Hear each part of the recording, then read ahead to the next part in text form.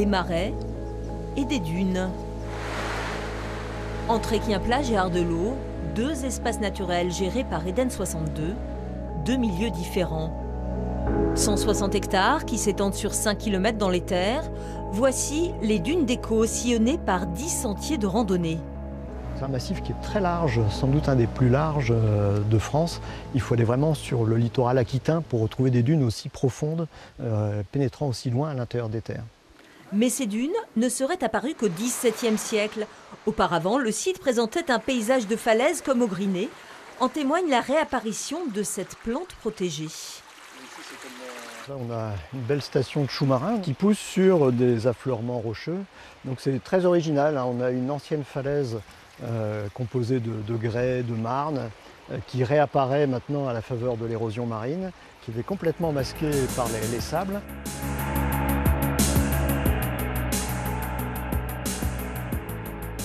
Donc l'érosion ici a du bon, ici. Ici, on s'entend bien. Effectivement, ça permet de créer de la diversité.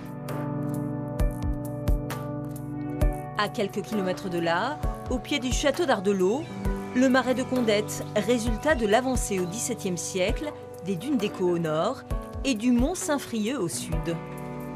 Nous voici sur le belvédère et le marais sur notre gauche. Alors c'est une réserve naturelle régionale depuis bientôt 10 ans. On fêtera les 10 ans l'an prochain.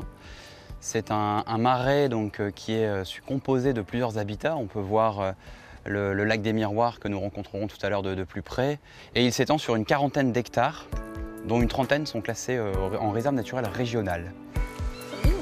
Foulques, grenouilles rieuses ou libellules ont établi domicile dans ce paradis de la faune et de la flore. De nombreux sentiers permettent de sillonner le marais, ponctué de plans d'eau comme ce lac des Miroirs, création de l'homme. Il est le résultat de l'extraction de la tourbe. Ici, on est sur un site tourbeux. Et la tourbe était très intéressante à la fin du XIXe siècle dans le Boulonnais et dans le nord de la France, puisque c'était un moyen pour se chauffer.